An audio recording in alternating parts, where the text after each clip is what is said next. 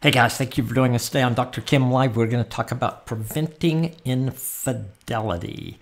We'll be right back.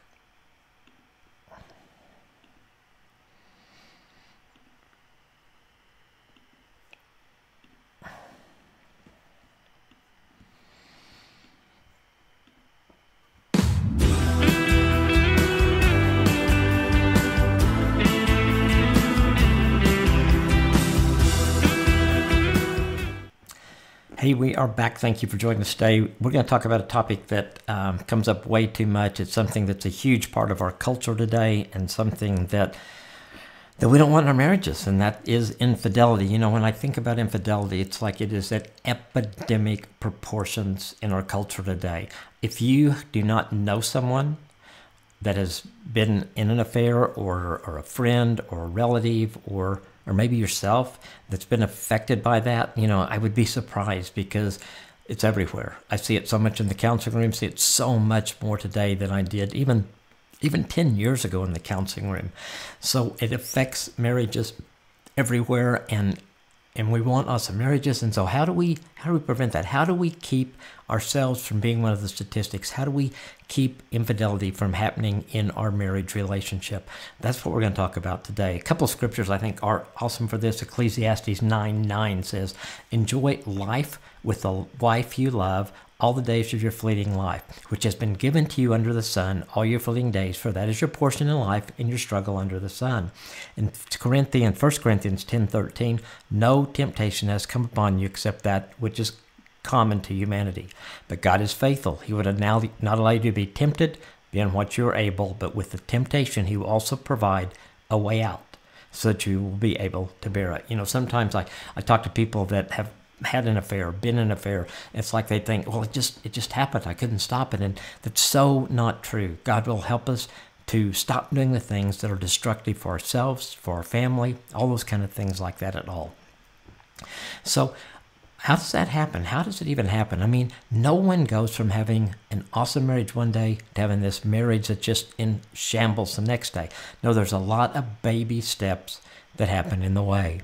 You know, one of the couples I talked to a few years ago where this had happened, and I would say as we look back over their marriage, it was like he had become very work focused. She worked from home and also took care of the kids. They became very kid focused, and it's almost like they put their marriage on hold for a period of time. Something that is so dangerous for it to do. But I think in our culture, with kids, with demands, with busyness, it's easy for people to fall into that trap. So here we go with this couple. Marriage is on hold. This guy meets a woman at work. A new person that came to work, just tried to be friendly to her, all that kind of stuff, some casual conversations. But those became a little bit longer. And all of a sudden he found her sitting in his office more often. Started out with obviously asking a question about work, but she'd stay just a little bit longer. And then they decided to have lunch together. And over time they began to share things in their lives that had nothing to do with work. They made this emotional connection, and then it went to sexual. It went on for about 6 months. Finally, his wife figured it out. He was caught. And when I heard him talk about what he saw in his wife's eyes, he saw this pain, devastation, that he never thought he would ever see something like that in another human being, let alone his wife. He had betrayed her, someone that had trusted her, given her life to him. And he really, you know, he told me, he said, I had no idea how much that would hurt her. And I think sometimes we either just don't think about it, or we're so focused on our own feelings that we don't think about what it might cause to our spouse or to someone else. So in the process, he moved out for a while. I began seeing them in counseling. To make the story kind of come to the end of it, it was a huge, long, hard year of counseling with them. It was him doing everything he could to win trust back for her. It was her letting her guard down at some point and beginning to be willing to trust him again.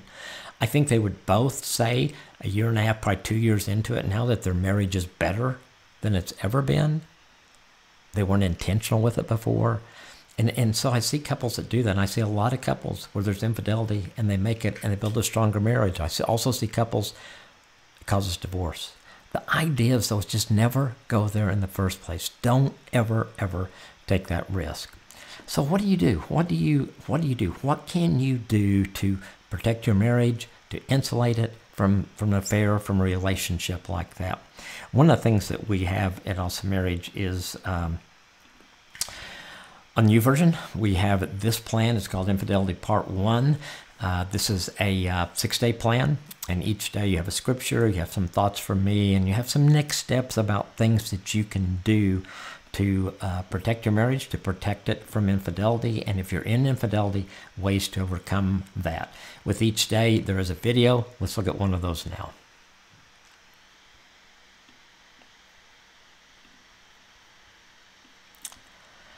Or maybe not.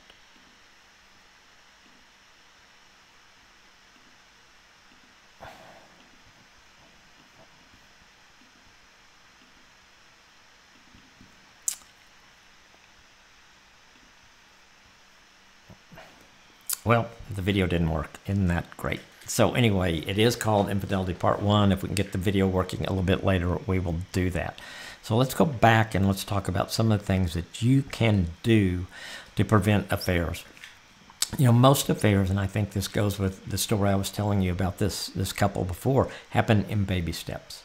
So what are the baby steps that you can avoid that would take you there? Because usually the first baby step we see pretty harmless, but it's a baby step. It's towards something that you don't want for your marriage relationship. So maybe it starts with just kind of, you feel like you guys are drifting apart. You feel like you are not just spending the time together that you used to. It's that deal I talked about just life getting in the way. And so day after day after day, you find yourself just in this position of just not connecting, and you're just kind of drifting apart. So the first thing I'd suggest, what can you do to connect yourself to your spouse day after day after day? And then you've got to be intentional every day. You know, I think sometimes we think, okay, we can build up some points here and then we can coast for a while. That doesn't seem to work very well. You've got to be intentional every single day. What does that mean? Well, you got to have a date night at least every week. You've got to take time every day to talk to each other. If it's just catching up on your day, it's just sharing what's going on. It just keeps you involved in each other's life. And you've got to be intentional about that. You've got to make time for each other every single day. I know some of you are saying, but you don't understand, but you don't know how busy we are. You don't know all the things that our kids are involved in. I get that. I work with busy couples. I've got couples that I see that have 6 and 7 kids. I know what busy is, but you've still got to find that time, even if it's just 10 or 15 minutes a day, even if you kind of have to lock yourself in a closet together to get away from everybody. You know, you've got to find that time together.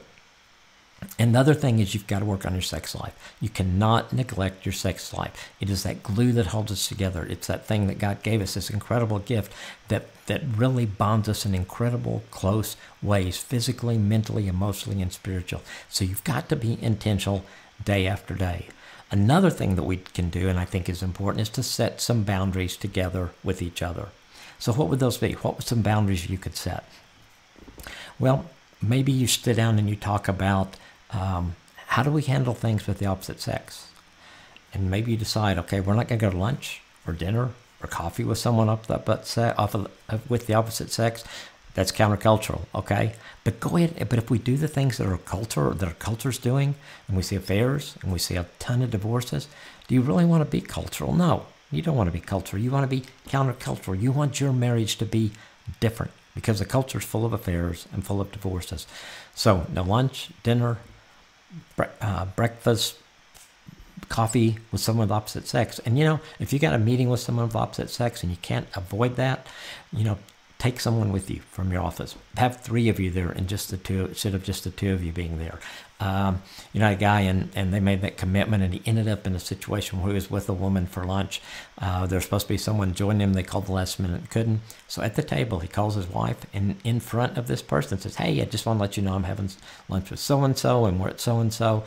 Just want you to know, blah, blah, blah," kind of stuff. There's some accountability built in. He made a statement there that this is my wife and she's important. You've got to do things like this every day to set those boundaries in your marriage. So you want to set those boundaries. You want to get on the same page with your boundaries. You want to listen to each other as you talk about what needs to be put in place.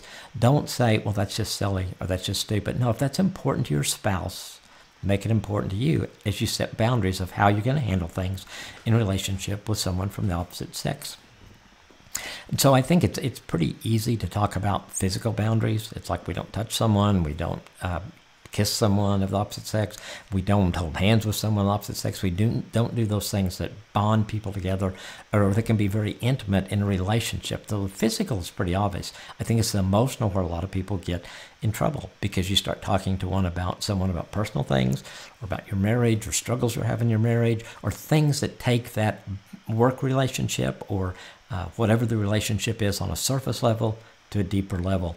And then when that connection is made at that deeper level, that's when you get in trouble. That's when the emotional affairs, which usually turn into physical affairs, begin to happen. So I think any time that you feel like you're getting emotional needs met from someone of the opposite sex, it should be a big red flag for you. And I've had people that honor their marriage that just ended up having some of those feelings about someone from the opposite sex. The first thing they did was tell their spouse, set some boundaries in place, and get out of that before it goes any farther. If you're taking baby steps and you get there, don't wait till you get way out here before you say stop. So, and I think together every day, asking God to make your sexual desire just for your spouse, ask God to help you both protect your marriage from infidelity. And because you're doing that purposefully every day, it keeps it in your mind. And I think then when something that comes up that could be a baby step, you don't take it because of the prayers you've said and the commitments you've made, and for the boundaries you've already set in place. For those of you who are in infidelity now and you're looking at this and you're thinking, oh my gosh, I've taken those baby steps. My baby steps have gone way too far. It's never too late. It's time to stop it. It's time to tell your spouse. It's time to pray. It's time to get help and begin to let God heal and build your marriage back together. Just remember the statistic about people that have affairs and divorce and marry the person they have the affair with, the divorce rate or the success rate is less than 1%. And you think, why? Well, just think about it. You cheat on your spouse. They cheat on their spouse. You both divorce. You get together. You've got two cheaters together. How are you going to trust each other long term? Very, very seldom does that work out. So just remember this wherever you are. If you're taking the baby step, if you've been in an affair, or you're trying to prevent, God is a God of restoration. God is a God who's there to help us whatever happens. And no marriage has gone too far that God can't redeem it, and it can become the awesome marriage that God designed just for the two of you guys together. So we're going to try another video. Let's see. This is a vlog. It's called Die to Self. And let's see if it will work for us.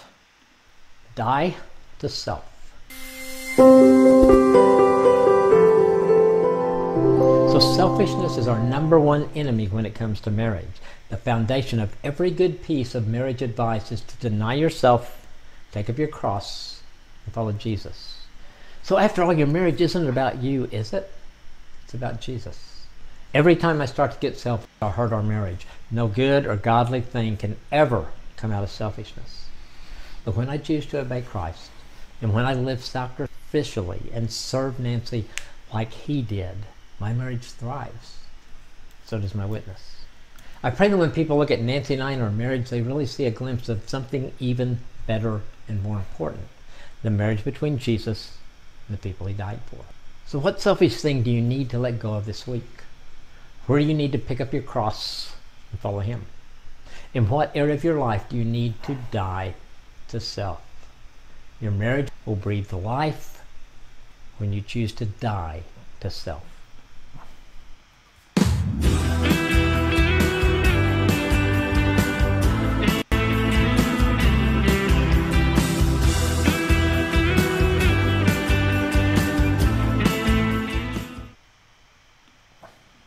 Okay. Whoa, hello.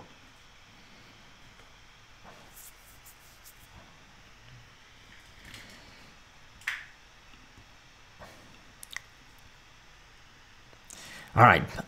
So that whole thing about dying to self is such an important thing because when we die to self, then we're less vulnerable. Then we're not thinking about meeting our own needs and nobody else's needs. Okay, I want to ask your questions. And first, we have a comment here from Megan. Okay, and Megan, thank you, Megan. Husband and I have completed that plan. We really love Dr. Kim, and you have helped us become better in our marriage. Thank you so much, Megan. So if you guys will have questions, I want to answer your questions. We had some that came in earlier. Let me get one of those up. I've grown emotionally. It's a question. I've grown emotionally attached to a coworker of the opposite sex. I don't want to lose my marriage. What should I do? Well, I think that's one of those things we talk about that happens way too much. You get attached to someone of the opposite sex that you work with. Here's what I would say. One, I think you need to be honest with your spouse about that you're feeling this attachment to someone, and that you want your spouse's help and prayers in getting out of that. Two, you've got to limit your conversations, limit your interaction with that other person. If it hasn't gone physical, then you just begin to set the boundaries that we've talked about. And you tell them, you said, I'm starting to have feelings with you or about you. I can't do that. I want to protect my marriage. I won't be talking to you about anything but business in the future. If it's gone farther than that, and I've had a couple people who've had to do this, they quit their job, or they've asked to move to a different department. I know that sounds extreme. What's more important? God says He's first, your spouse is second. Your marriage is so important. So you want to do everything that you can to make your marriage work, and make your marriage be everything that God intends it to be and wants it to be. All right. Any questions from you guys? Let's look real quickly. And here's a question that came in earlier. I feel vulnerable to an affair. My spouse never pays attention to me. Help. Wow. I think that's probably the first sign that I see when I talk to people where they feel like they've drifted apart, or their spouse has gotten interested in other things, and they're not the priority they were. That's not the God first, spouse second. They feel way down the list. They're not getting physical needs, emotional needs, spiritual needs, all those things that God wants us to meet in marriage. They're not getting those met. So I think the first thing is to say, I need help here. I'm not feeling close. I'm feeling vulnerable. And I think you need to get help for the two of you. You need to begin to work on your marriage, however that looks for the two of you.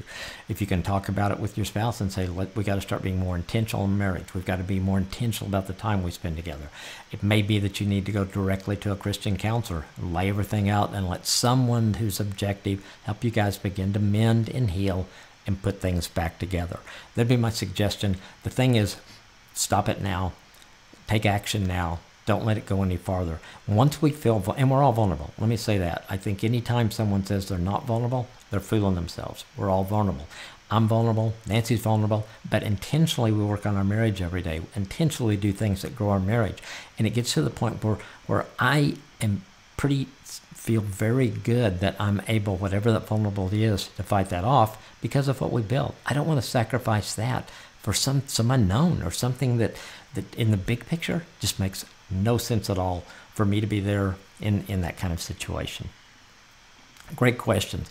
Let's go back and see if we have any questions. God, we had so many good questions last week. I wish we could get some more. Okay, here we go. Why is this not working right? Hold on.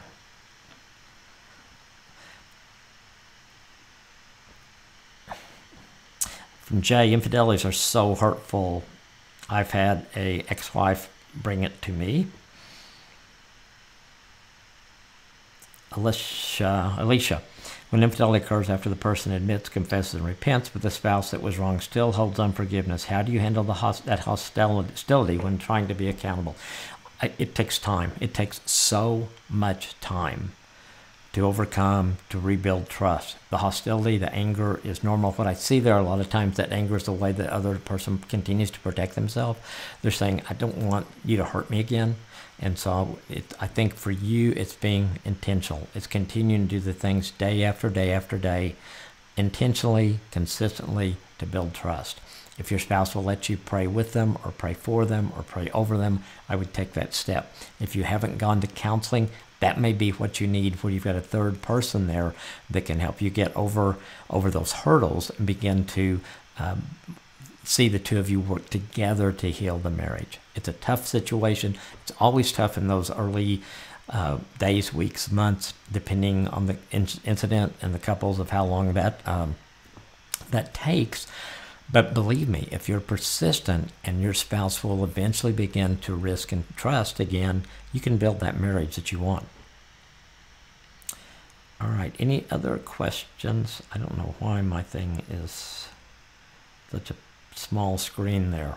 Okay, if we don't have more questions today, I want to thank you guys for joining us. I want to thank you for being here each week for Dr. Kim Live.